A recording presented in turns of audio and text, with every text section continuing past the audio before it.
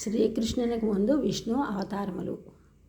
ఆహారము, నిద్ర, భయము మనుషులకు, పశువులకు సమానముగా ఉన్నవి. కానీ ధర్మము అనున్నది మనుష్యులకు విశిష్టముగా ఉన్నది. ధర్మము లేనివారు పశువులతో సమానం. భగవంతుడు కృష్ణావతారమునకు ముందు అనేక పర్యాయములు అవతరించి దుష్టులను శిక్షించి శిష్టులను రక్షించి ధర్మమును సంస్థాపించి ఉన్నాడు. శ్రీ మత్స్యావతారము. సోమకుడను రాక్షసుడు వేదములను దొంగిలించి సముద్రమున దాగి ఉండినప్పుడు శ్రీమన్నారాయణుడు మత్స్యావతారం ఎత్తి సోమకుని సంహరించి వేదములను ఉద్ధరించి బ్రహ్మదేవునికి వసగను.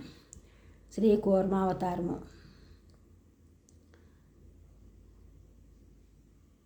పూర్వము దేవతలు రాక్షసులు అమృత మదనమునకై మందర పర్వతమును కవముగా చేసుకుని వాసుకైన సర్పాన్ని తాడుగా చేసుకుని క్షీరాబ్దిని మధించుచుండగా కవము కింద నాధారము లేనందున మందర పర్వతము సముద్రములో మునుగుచుండెను.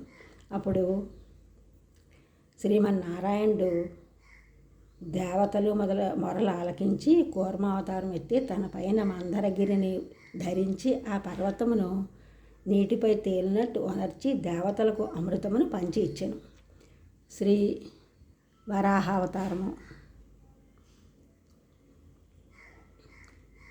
వైకుంఠమున శ్రీ మహావిష్ణువు నివసించు భవనమునకు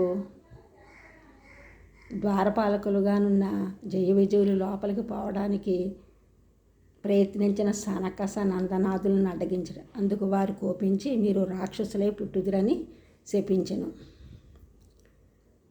వారి శాపవశమున కశ్యప అదితులకు హిరణ్యకశిపుడు హిరణ్యాక్షుడు అను పేర రాక్షసులే జన్మించిరి.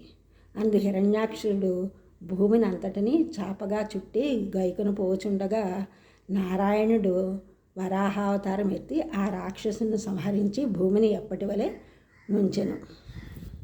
శ్రీ నరసింహావతారము. హిరణ్యకశిపుడు తన పుత్రుడగు